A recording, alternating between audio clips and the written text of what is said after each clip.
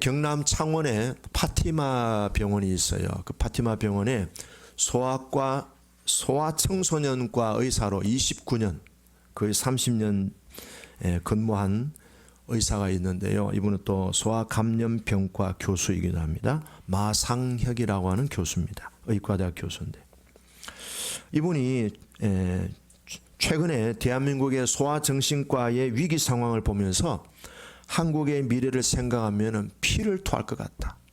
피를 토하는 심정으로 이 글을 씁니다. 그분의 글 내용을 잠깐 소개해 드립니다.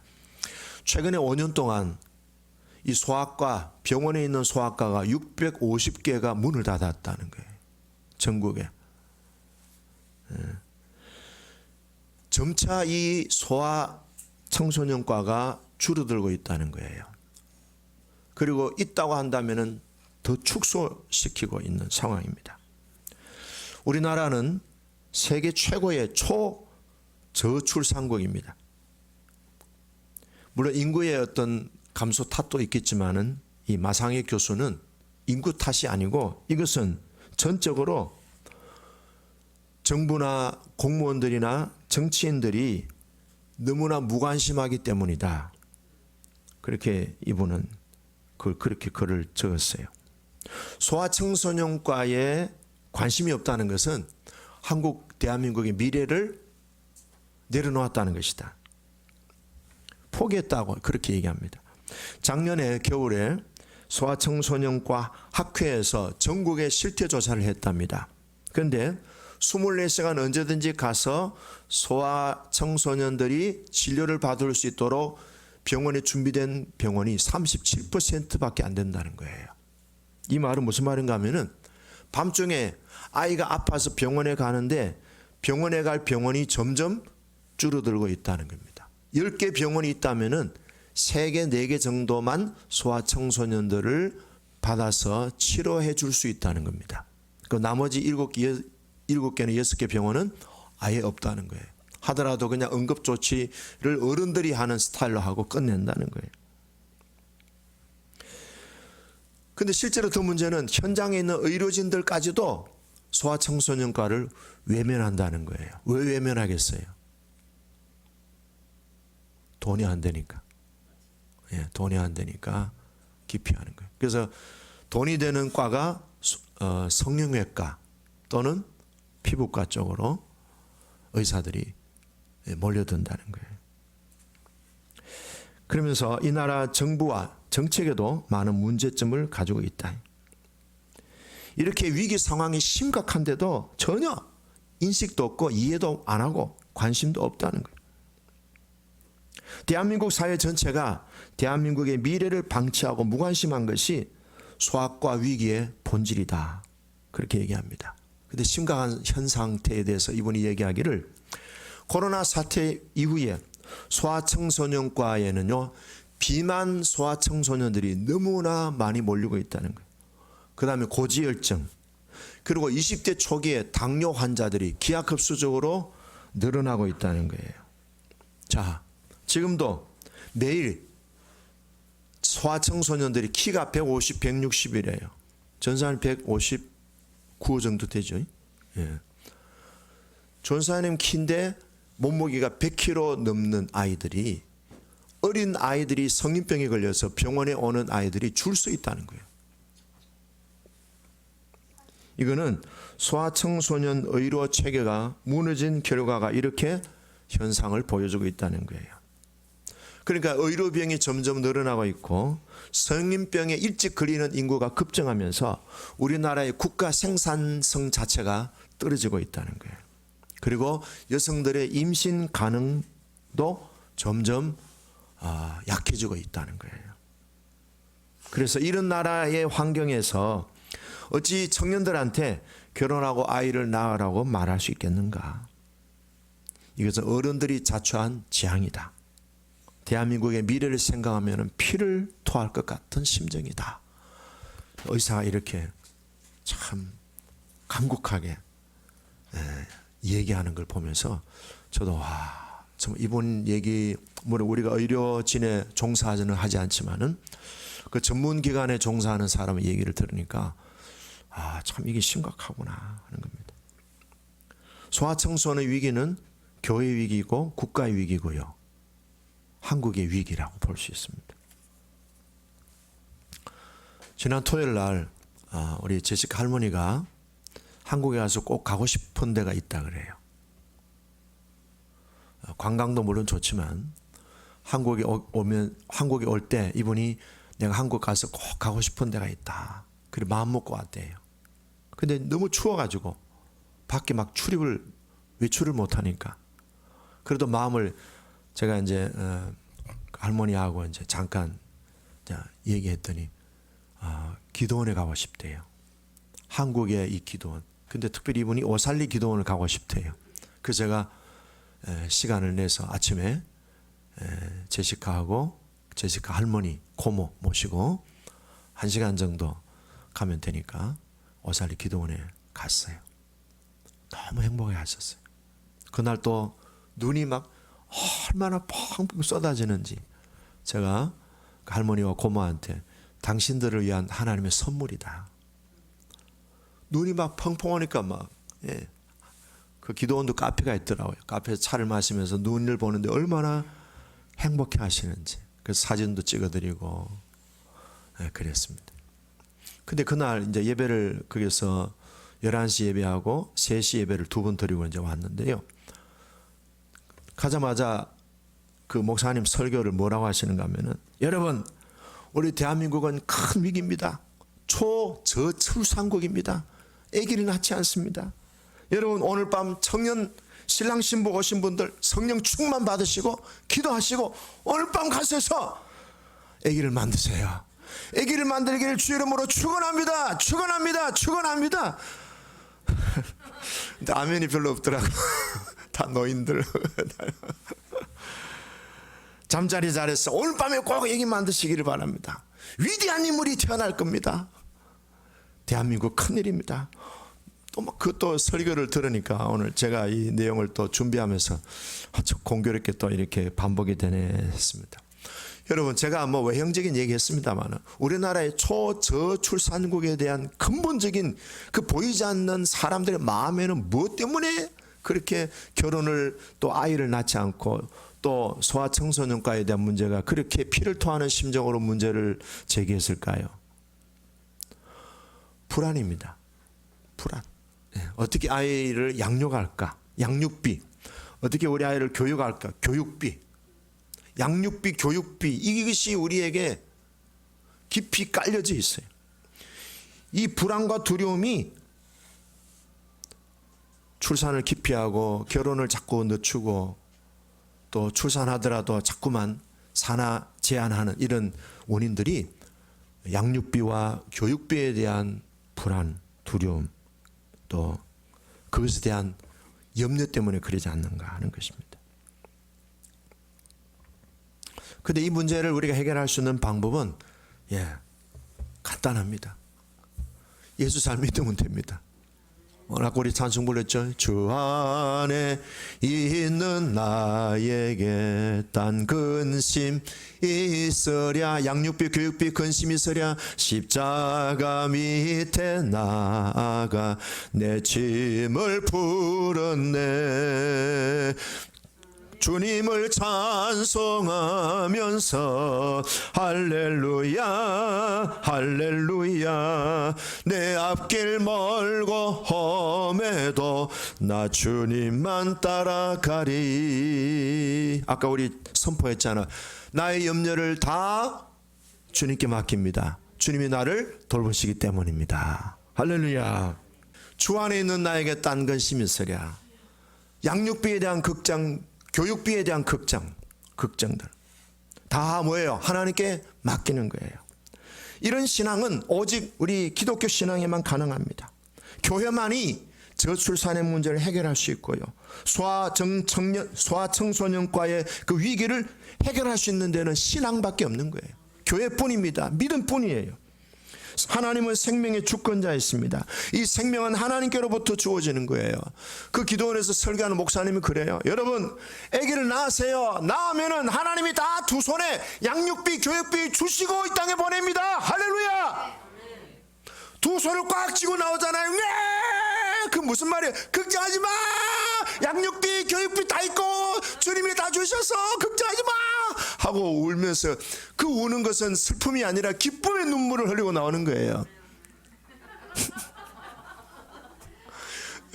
피를 토하는 마음으로 슬퍼합니다. 예. 하나님이 교육비, 양육비 다 준비해 놨어요. 제 후배 목사가 있는데요, 딸 넷, 아들 둘을 낳았어요. 근데 그 사모가 목사님인데, 그 사모가 그래요. 목사님, 임신을 피임을 했는데도 아기가 둘이 더 나왔대요. 그래서 이건 하나님의 작품. 남편도 피임했고 여자도 피임했대요. 근데도 아기가 둘 더 생겼대요. 그래서 이거는 하나님 주신 선물이다 하고 6명을 낳았는데요, 잘 컸어요. 근데 큰아이하고 애들 좀 데리고 오라 그랬어요. 그리고 왔는데 큰애하고 둘째가 왔어요. 그래서 제가 이제 얘기도 하면서 축복기도 해주고요, 용돈을 많이 줬어요. 예. 큰애가 그죠? 둘째 줄줄이 또 애들 키우잖아요. 근데 그 사모님이 그래요. 목사님, 하나님이 다 입혀주시고요, 다 먹여주시고요, 다 공부도 시켜주시고요. 큰딸이 중국에 또 그때 중국에 그 뭡니까, 교환학생으로 간다고 그러더라고요. 1년 있다가 왔어요. 지금 대학 졸업했어요 벌써. 하나님이 다 키워주셔요. 양육비 주시고요, 교육비도 다 주시고, 그 애가 나올 때 이걸 딱 쥐고 나오잖아요. 걱정하지 말라고, 엄마. 예. 예수님이 우리에게 말씀하시잖아요. 들에 핀 꽃을 봐라, 누가 저렇게 아름다운 옷을 입혔냐. 참새를 봐라, 누가 먹을 걸 주느냐. 너희 하늘 아버지께서 꽃도 입히시고 참새도 먹이시는 하물며 너희일까 보냐. 구하는 자에게 성령을 보너스로 선물을 주신다고 했습니다. 예. 저도 좀 미안하죠. 저희 집사람이 아기를 잘 낳는 은사가 있어요. 하여튼 병원에 1시간 만에 애를 낳아요. 예. 근데 많이 낳으려 했더니 조금 성도들에게 눈치가 보이더라고. 예. 너무 부담을 드릴 것 같아서.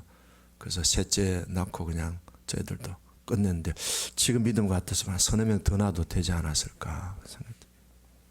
많이 낳으시길 바래요. 기쁨이도 그러니까 민지도 주에도 대여섯 명은 낳아야 돼. 하나님이 다 먹여 입히고 살려줘. 성아 맞지요? 할렐루야. 자, 오늘 본문 내용은 그런 맥락을 갖고 있습니다. 오늘 시편 96편 다윗의 시인데요, 이것은 언제 다윗이 기록했는가 하면은, 다윗이 왕의 기름 부음을 받고 22년이라는 긴 터널을 보내고 드디어 이스라엘과 유다를 통합시키면서 정식적인 왕이 된 거예요. 정상적인 왕이 될 때 22년이라는 긴 세월이 흘렀어요. 참 긴 터널을 다윗도 살아온 거예요. 그런데 다윗이 경험한 게 있어요. 야, 내가 원래는 목동 출신인데 어떻게 왕이 되었을까?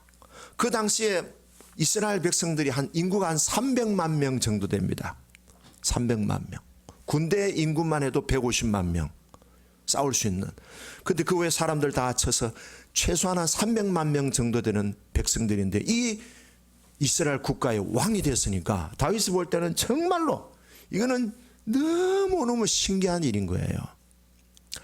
그렇다고 해서 자기가 무슨 공부를 잘했어, 인물이 뛰어나서 유능한 어떤 정치적인 그런 DNA가 있는 것도 아닌데, 아무 연관 없는 목동이 이스라엘의 최고의 왕이 되었으니 이거는 전적으로 100% 하나님의 은혜로다 깨닫게 된 거예요. 깨닫게 된 거예요. 그래서 다윗이 하나님의 은혜가, 하나님이 항상 나와 함께 하셔서 이런 은혜를 입었다고 한다면은, 앞으로의 내 인생이나 내 자녀 손들의 인생을 생각할 때 하나님이 늘 우리와 함께 하기 위한 시스템이 필요하다. 그게 뭐냐? 언약궤를 다윗이 살고 있는 수도 예루살렘으로 옮겨오는 겁니다. 이 언약궤는 뭘 상징한다 그랬죠? 하나님의 임재를 상징하는 거잖아요. 하나님이 우리와 함께 계신다. 임마누엘 하나님. 그래서 언약궤를 이스라엘의 수도였던 예루살렘으로 이제 거기에 두는 것은 하나님의 임재가 항상 우리나라를 떠나지 아니하시고 나만 아니고 우리 자손 대를 이어서 떠나지 아니하시는 그런 이스라엘에 대한 비전을, 영적인 통찰을 가지고 언약궤를 이제 다윗이 예루살렘으로 옮겨온 거예요. 그때 다윗이 너무너무 기쁘고 즐거웠던 거죠. 그때의 기쁨을 오늘 이 96편에서 표현한 거예요. 자, 언약궤는 다윗이 하나님의 임재를 상징하는데, 이것은 어찌 보면은 지난 모든 22년의 세월에서 다윗이 느꼈던, 다윗이 체험했던 한마디로 압축할 수 있는 신앙의 고백이에요. 나의 나 된 것은 나와 함께 하신 하나님의 은혜로다. 해보세요. 나의 나 된 것은 나와 함께 하시는 하나님의 은혜로다. 그래서 다윗은 늘 하나님을 갈망했어요. 늘 하나님과의 그런 관계의 친밀함을 추구하고요, 하나님을 늘 갈망하는 그런 삶을 살았어요. 근데 다윗에게 평생 지워지지 않는 대단한 첫사랑의 사건이 있습니다. 블레셋과 이스라엘이 전쟁을 하는데, 그때 사울 왕 때였죠. 골리앗이라는 블레셋 장수가 나와가지고 하나님을 모욕하고 이스라엘을 모욕하는 소리를 들었을 때 다윗은 마음속에 끓어오르는 거룩한 분노를 갖고 골리앗을 상대하는 거죠. 그때 이렇게 얘기했습니다. 사무엘상 17장.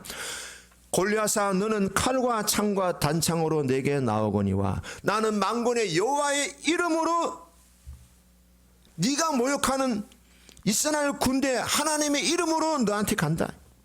오늘 여호와께서 너를 내 손에 넘기시리니 내가 너를 쳐서 네 목을 베고 블레셋 군대의 시체를 모든 공중의 새들과 땅에 있는 들짐승들에게 주어서 온 땅으로 이스라엘에 하나님이 계신 줄을 알게 하겠고, 또 여호와의 구원하심이 칼과 창에 있지 아니함을 모든 사람들에게 알게 할 것이다. 그 다음 내용 여러분들 잘 아시는 거예요. 전쟁은 여호와께 속한 것인즉 그가 너를 우리 손에 넘기시리라. 그래서 물맷돌 가지고 던졌더니 한 방에 그냥 골리앗이 정통으로 맞아가지고 쓰러졌어요. 100m 8초를 달리면서 다윗이 뛰어가면서 골리앗의 칼집이 칼이 꽂혀있는데 그 칼을 빼가지고 목을 잘라버렸어요. 그리고 그걸 들고 했더니 블레셋 군사들이 혼비백산에서 걸음아 나 살려라고 도망 다 간 거예요. 그 사건을 다윗은 평생에 하나님과의 관계에서 경험한 첫사랑이었어요. 저와 여러분들도 우리 인생의 큰 구원의 사건을 아마 다 간직하고 있을 거예요. 절대로 잊지 마시고 그 큰 구원의 첫사랑의 사건을 계속 되새기기를 바라요. 자, 이스라엘이 역전승했습니다. 이 멋진 신앙의 경험이 다윗이 경험한 첫사랑이었습니다. 다윗은 일생 동안 수많은 전투를 했어요. 많은 전쟁을 했는데 그때마다 늘 승리했어요. 성경을 보면요, 여호와께서 함께 하심으로 다윗이 이겼더라, 다윗이 이겼더라, 다윗이 이겼더라, 이겼다고 하는 내용들이 많습니다. 여러분, 그런 걸 보면은 다윗은요, 전쟁을 잘하는 은사를 받은 것 같아요. 항상 이겼어요. 아브라함 때에 하나님이 약속하신 가나안 땅을 1000년이 지난 다윗 왕 때에 완벽하게 가나안 땅을 정복했어요. 다윗은요, 전쟁을 잘하는 은사를 가진 사람인 것 같아요. 여러분들도 우리들도요, 은사가 있을 거예요. 잘하는 거 있을 거예요. 그걸 하면은 효과가 있어요. 그걸 하면은 행복해요. 그걸 하면은 부담이 없어요. 그걸 하면은 자신감이 있어요. 그런 어떤 나름대로 우리들도 다 은사가 있을 거예요. 그걸 잘 찾아내셔서 하나님의 나라에 크게 다윗과 같이 기여하시기를 바랍니다. 그럼 다윗이 전쟁을 잘하는 은사가 도대체 어떤 배경에서 전쟁을 잘하는 은사를 가졌을까? 첫 번째는요, 다윗은 확신했습니다. 전쟁은 여호와께 속한 것이라고 하는 신앙 고백이 확실히 있었습니다. 두 번째는요, 하나님께 늘 물어봤어요. 전쟁을 수행할 때 어떻게 할까요? 어디로 할까요? 어떤 방법을 할까요? 하나님께 늘 질문하는, 하나님께 물어보는 신앙이 다윗이 전쟁 이기는 또 하나의 비결이 됐고요. 세 번째는요, 다윗이 항상 하나님을 가까이 하면서 뭘 잘했는가 하면 예배를 잘 드렸어요. 예배하는 신앙이었어요. 언약궤를 예루살렘에 둔다는 말은 거기에 성막을 두고 거기를 예배 처소로 만들겠다는 거예요. 수도를 예배하는 수도, 이스라엘을 예배하는 나라로 세우겠다는 그런 다윗의 신앙적 고백이 언약궤를 예루살렘으로 옮기게 된 결정적인 이유였습니다. 여러분, 예배, 이 예배가 다윗의 인생을 탁월하게 만들었고요. 전쟁을 할 때도요, 적군들이 전혀 예상치 못하는 어떤 틈새를 하나님이 지혜를 주시는 거예요. 다윗은 찬양하는 예배자였습니다. 시편 27편 4절에 오면은 내가 한 가지 원하는 거 있다. 하나님의 성전에서 하나님을 갈망하는 거. 그것이 내 한 가지 소원이다. 돈, 뭐 나라가 잘 되는 거 이게 아니고, 뭐 건강해지는 게 이것도 아니에요. 자식들 잘 되는 것도 아니고, 오직 한 가지, one thing, 오직 하나님 한 분을 갈망하는 거기에 다윗은 행복을 느꼈어요. 그러면서 다윗이 이제 언약궤를 예루살렘에 이제 이동했는데요. 자기는 궁전에서 있는데 하나님의 언약궤를 보니까 어디 있어요? 자기는 아름다운 상하궁전 화로운 궁궐에 있는데 하나님의 언약궤는 어디에 있어요? 천막에 있는 거예요. 천막. 우리말로 하면 텐트에 있는 거예요. 막 바람이 불고 먼지가 막 날라오고 막. 그 너무 마음이 아픈 거예요. 나는 이렇게 화로운 궁전에 있는데 하나님의 언약궤는 저렇게 텐트 안에 있다니 이게 말이나 되나? 그래서 하나님이 거하시는 집을 지어야 되겠다 이렇게 생각하고 나단 선지자하고 의논을 했습니다. 그랬더니 나단 선지자도 해보세요. 왕이 마음에 원하신다면 하세요 했어요. 근데 그 다음날 나단 선지자가 하나님의 뜻을 전달해 준 거예요. 하나님은 원치 않으신답니다. 하나님이 우리가 인간이 만든 집에 거하실 분이 아니랍니다. 이스라엘이 어디를 가든지 하나님은 늘 이스라엘과 이동하면서 함께 하셨습니다. 하나님은 어떤 장소에 머무르시는 분이 아닙니다. 그런데 하나님이 거하실 집을 지으려고 하는 당신의 그 마음을 하나님이 기쁘게 받으십니다. 당신은 하우스, 우리말로 하면 하우스예요. 이런 성전 건물이에요. 다윗은 하나님이 임재하시는 성전 건물을 지으려고 했는데 하우스예요, 하우스. 근데 하나님은 그걸 너무 기쁘게 받으시고 나는 너의 패밀리, 나는 너의 후손들을 영원히 왕적인 권세를 너희 자손들에게 주겠다. 내가 너를 위대한 왕으로 만들겠다. 그랬어요. 참, 그죠? 축복받는 어떤 그런 지혜가 있는 것 같아요. 그죠? 그냥 집을 지으려고 하는 거예요. 근데 하나님은 그의 패밀리, 그의 자녀 손들을요, 영원히 위대한 왕가로 패밀리를 세우겠다. 로얄 패밀리로 만들겠다니. 그래서 다윗의 후손을 통해서 예수님이 태어나잖아요. 저와 여러분들이 이런 축복의 주인공 되기를 바랍니다. 하나님께서 우리를 보시고 그렇게 마음이 감동이 되어서 내가 너의 자손 만대로 영원히 너의 가문, 너의 패밀리를 위대하게 만들어주겠다.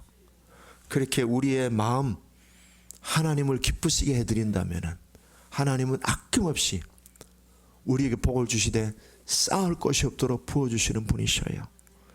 이런 축복을 누릴 수 있는 영적인 통찰력이 우리에게 열리기를 바랍니다. 그렇게 하나님을 사랑하세요. 이 교회는 뭡니까? 핏값으로 사신 주님의 몸입니다. 우리 교회 어떤 분이 그래요. 목사님, 교회가 너무 시시해요.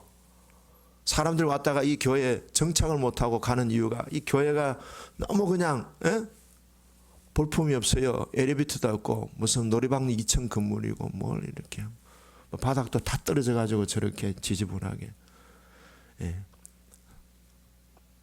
하나님의 영광이 이곳에 임재하신다면요, 줄을 서가지고 예배 시간에 저기 번호표 들고 아마 사람들이 기다릴 거예요. 금빛교회가 외형적인 건물 이런 어떤 모양이 있는 것이 아니라 하나님의 임재가 가득한 그런 성전으로 세워나갈 수 있는 우리가 되기를 바라요. 자, 그렇게 해서 이제 다윗이 하나님을 찬양합니다. 96편 1절 읽어봅시다. 시작. 새 노래로 여호와께 노래하라. 온 땅이여 여호와께 노래할지어다. 노래. 자, 뭘 노래합니까? 늘 우리는 새로운 노래를 해야 돼요. 헛노래, 옛날 노래가 아니고 새 노래, 뉴송, 새 노래입니다. 오늘의 노래예요. 오늘 따끈따끈하게 금방 밥 한 것처럼 하나님 앞에 금방 새로운 밥을, 새로운 노래를 드리는 거예요. 자, 2절 읽어봅시다. 시작.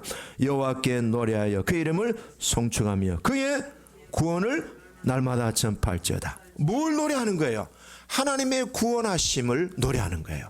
다윗은 자기가 골리앗을 상대했던 첫사랑의 그 구원, 전쟁에서 구원해 주신 하나님의 그 은혜를, 그리고 수많은 전투를 하며 전쟁을 치르면서 다윗은 그때 하나님이 비밀이 친 그물 장막 속에 자기를 숨겨주신 것에 대해서 너무 많은 그 구원을 경험한 거예요. 우리도 일생 동안에 한 번의 구원이 아니라 수많은 구원을 그때 또 경험하잖아요. 하나님의 사람들이 묵상하고 조용히 지내면요, 하나님의 그 구원이 생각이 안 날 수가 없는 거예요. 구원이 하나님께서 나에게 베풀으셨던 그 구원을 생각하면 뭡니까? 기쁨이 계속 우리 안에서 흘러나옵니다. 즐거움이 흘러나옵니다. 감사가 흘러나옵니다. 그러면서 뭡니까? 하나님을 사랑하는 것이 더 깊어집니다. 근데 오늘 2절에서 뭐라 합니까? 그 구원을 날마다 전파하라 그랬어요. 따라합니다. 구원을 날마다 전파합니다. 그게 뭐예요? 전도죠. 전도. 여러분, 우리가 좋은 일이 많이 생겼어요. 좋은 일이 많이 생겼는데 사람들하고 만났어요. 뭐가 근질근질해요?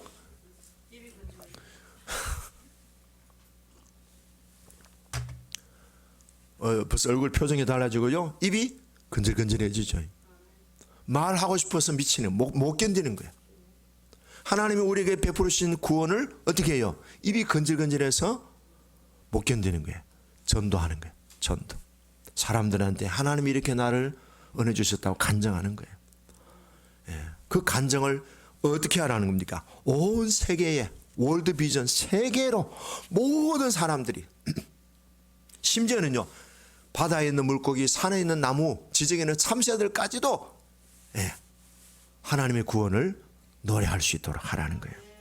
그래서 우리의 비전은 뭐예요? 월드 비전입니다. 누가복음 10장에 보면요, 제자들이 70명의 제자들이 이제 사역을 하고 돌아왔어요. 그 제자들이 너무 얼굴이 상기되어 있어요. 너무 기분이 좋아가지고 예수님과 주님, 와, 예수의 이름으로 귀신을 명했더니요, 귀신이 나갔어요. 예수의 이름으로 병자들에게 손을 얹었더니 병이 고침받아서, 와, 미라클, 대단한 기적입니다. 그때 예수님 뭘 하셨어요? 귀신들이 너에게 항복하는 것으로 기뻐하지 말고 너희 이름이 하늘에 기록된 것으로 기뻐하라. 저와 여러분들의 이름이 하늘 아버지의 생명책에 기록되어 있어요.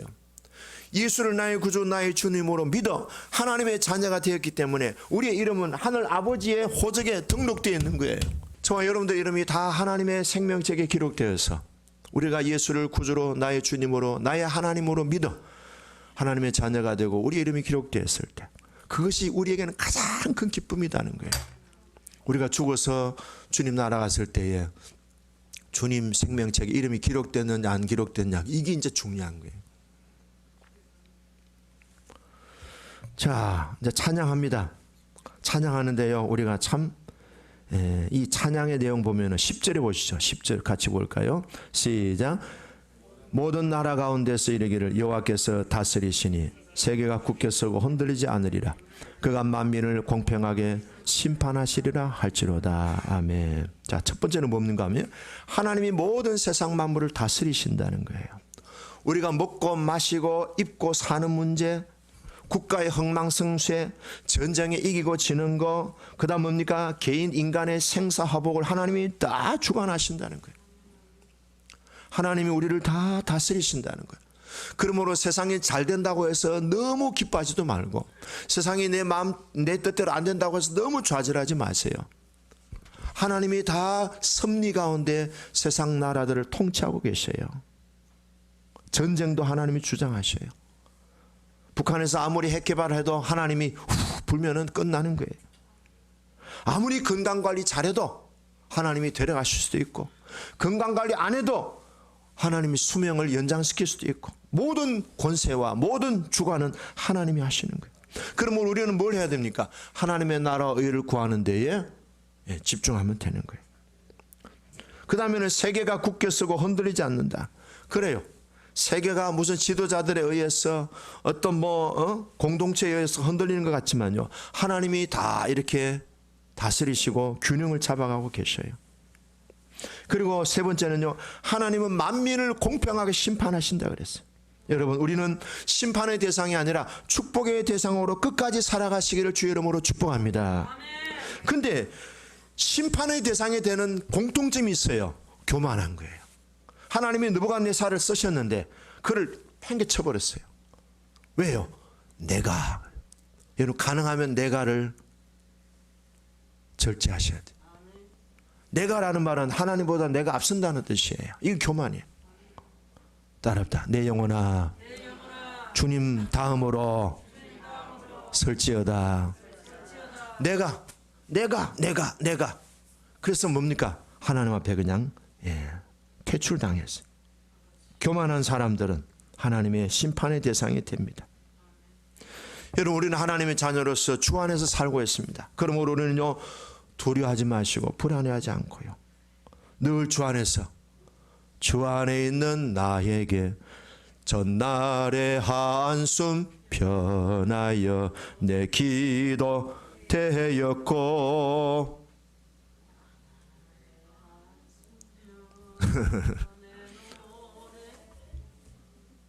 예.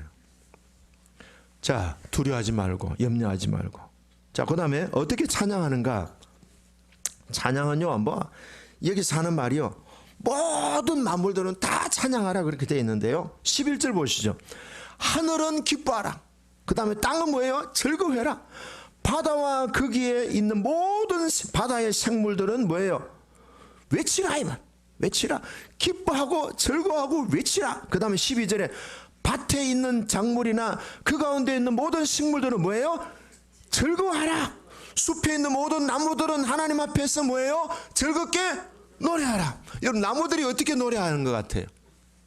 들어봤어요? 기쁨이 나무들이 노래하는 거. 바람이 불어서 우리가 듣기로는 좀 무서운 거죠. 또 바람을 따라 숲에서 나무들이 노래하는 거예요. 그 나무도 노래하고 바다에 있는 생선도 고기도 노래하는데 우리가 노래 안 하면 어떻게 되겠어요?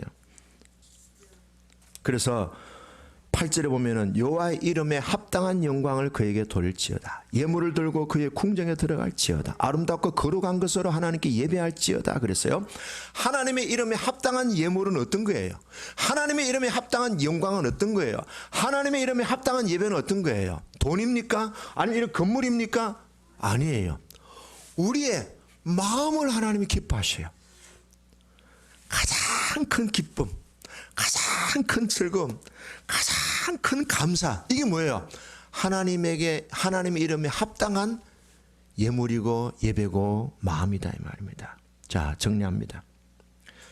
최근에 어떤 글을 보니까요, 하버드 대학의 부속병원에 정신과 의사이고 하버드 의대 교수인 로버트 윌딩어라는 교수가 있어요. 이분이요, 85년 동안 추적 조사를 했어요. 제목은 뭔가 하면은 인생에서 가장 중요한 것이 뭐냐? 인생에서 가장 중요한 것이 뭐냐? 여러분, 뭐라고 생각하세요? 돈입니까? 재산입니까? 아니면은 건강입니까? 그 이분이요, 85년 동안에 2,000명을 상대로 추적 조사를 했습니다. 대상은 하버드 대학을 다니는 재학생들하고 보스턴 뒷골목에 있는 빈민가에 있는 청년들하고 이 두 사람들이 85년의 인생을 2,000명을 대상으로 해서 추적 조사를 한 거예요. 누가 더 행복해 했는가? 근데 이 윌딩어 교수의 결론이 뭔가 하면요, 행복은 교육 수준이 전혀 상관없더라는 거예요. 그 다음에 돈이 아무 상관이 없더라는 거예요. 그 다음에 명예도 아무 상관이 없더라는 거예요. 사람들이 마음이 즐거우면 건강해진다는 거예요. 건강하면은 마음이 즐겁고, 즐거우면 건강해지고, 이것이 서로 상호관계가 있는데, 무엇이 사람들에게 가장 중요하고 무엇이 사람들을 건강하게 만들고 행복하게 만드느냐? 관계라는 거예요. 사람들과 따뜻한 관계를 맺는 사람들이 행복 지수가 높고 건강도 특별하다는 거예요. 자, 여러분 열심히 일하고 열심히 돈을 버는 것도 중요하지만 시간 나면은 여러분들과 따뜻한 관계를 맺는 그 일에 투자하라는 거예요. 이 윌등은 교수의 말은. 100년을 살아보니 이 내용의 핵심이 뭔지 아세요? 간단합니다. 이분이 얘기해, 김영수 교수 얘기입니다. 사랑이 있는 고생이 가장 값진 행복한 인생이다. 사랑한다는 것은 위해 주는 것이다. 이것을 깨닫는데 90년 걸렸다 그랬어요. 됐죠? 하나님을 사랑하는데 마음을 들이세요. 하나님은 돈을 원하시고 하나님의 용돈은 모자라가지고 용돈 좀 가져와라. 설날 됐으니까 내가 사과가 먹고 싶으니까 저 멋있는 사과 좀 가져오라 그러겠어요? 아니에요. 하나님에게 우리의 가장 기쁜 마음, 가장 즐거운 마음, 하나님을 가장 감사하는 마음으로 사는 이것이 하나님에게 합당한 예배고 예물이고 영광이라는 것입니다. 그런 모습으로 살아갈 때 우리가 뭡니까? 심령이 행복해지고요, 육신은 강건해지고요, 100살 200살 살더라도 의미 있고 가치 있고 보람 있는 인생을 산다는 거예요. 오늘 성경 다윗은 그것을 우리들에게 먼저 경험하고 얘기합니다. 예, 하나님을 기뻐하는 것이 우리의 힘이 되어서 어떤 문제와 환경도 넉넉히 돌파하고 극복해 나갈 수 있는 주인공 되시기를 주의 이름으로 축원합니다.